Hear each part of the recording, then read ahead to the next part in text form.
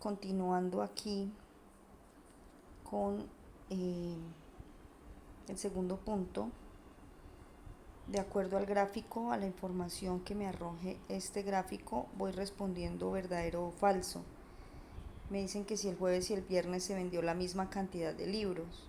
Entonces voy al gráfico y miro el día jueves que se vendió 60 y el día viernes se vendió 60, porque mire que esta línea de aquí permanece constante. Por lo tanto, ¿qué voy a decir? Que es verdadero. Entonces voy llenando acá en este trompo, pongo verdadero. Luego me preguntan, el martes y el miércoles se vendieron en total 100 libros. Entonces reviso el día martes, se vendieron 60 y el miércoles se vendieron 100. ¿Qué quiere decir? Que se vendieron más de 100, ¿cierto? 160. Por lo tanto, lo que voy a poner acá pues va a ser falso. Entonces, bueno, ahí terminan de completar esa parte. Ahora el tercero dice, observa la gráfica y luego completa la tabla de frecuencias de acuerdo al diagrama que aparece ahí. Entonces me dan el diagrama lineal de consumo de luz versus el mes, consumo de luz versus mes, y aquí consumo en kilovatios. Entonces me dan la tabla de frecuencias que está al lado derecho, esta tabla que está aquí, y la voy llenando con los datos del diagrama lineal. Entonces enero, luego pongo febrero, luego sigue marzo. Entonces aquí en febrero, ya sé que en enero son 200, ¿cierto?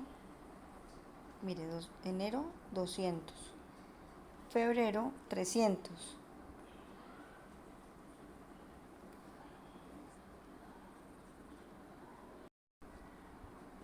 marzo 300, ¿cierto? Y así sucesivamente. Entonces es terminar de llenar esa tabla con los datos que está en el diagrama. Ahora en el 4 dice, resuelve en tu cuaderno, interpreta los datos del diagrama de líneas y luego responde. ¿Cuál es la estatura del bebé al nacer? Entonces, si ampliamos el gráfico, miramos que el día que el bebé nació, o sea 0, es este día de nacimiento. ¿Cuánto pesó esto? Miren, ¿sí? ¿Por qué?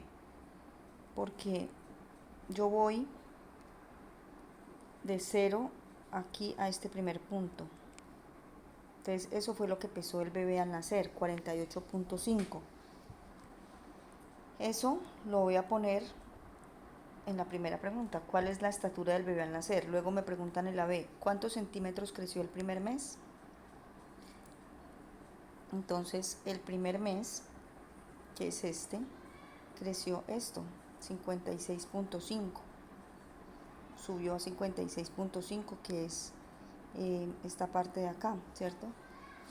Entonces nos dicen ahí en la pregunta dice,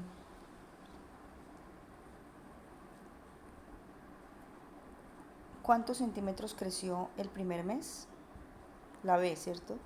Entonces, ¿qué se tiene que hacer? Pues una diferencia, una resta entre el primer mes y el día que nació, 56.5 menos el día que nació, que es 48.5,5.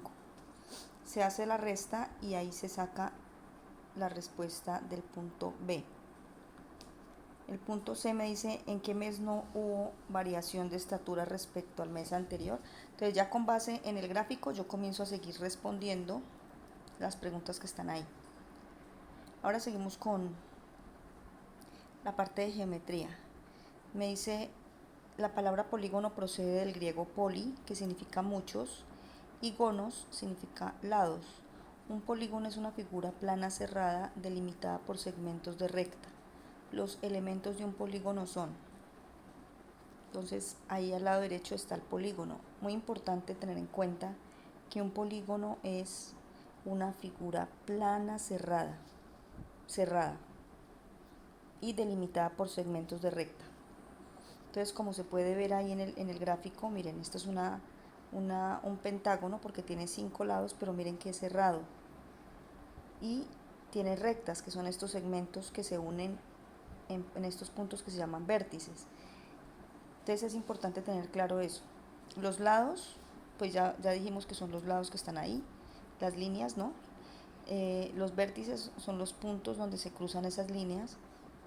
Las diagonales son los segmentos cuyos puntos extremos son dos vértices no consecutivos. En este caso, los segmentos los podemos ver, ahí nos muestran dos diagonales. Nos muestran dos diagonales que son esta y esta.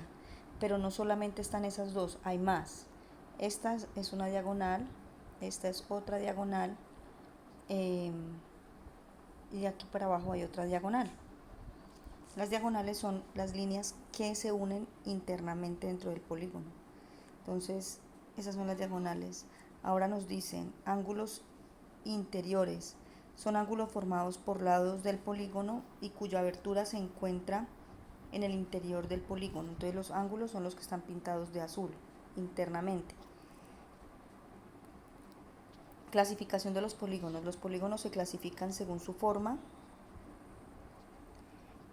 en cóncavos y convexos. Y aquí nos dan las definiciones de cóncavos y convexos.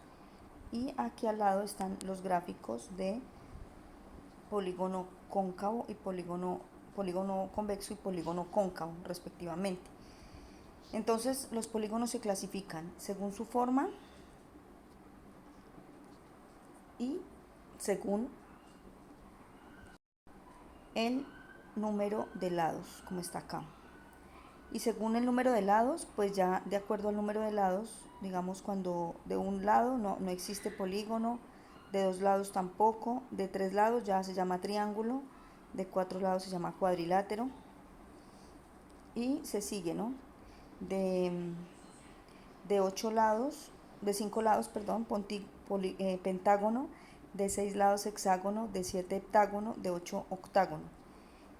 Ahora, también se clasifican según la medida de sus lados, entonces según su forma ya dijimos, según los números de lados, ahora según la medida de sus lados y ángulos interiores, se clasifican en polígonos regulares o polígonos irregulares.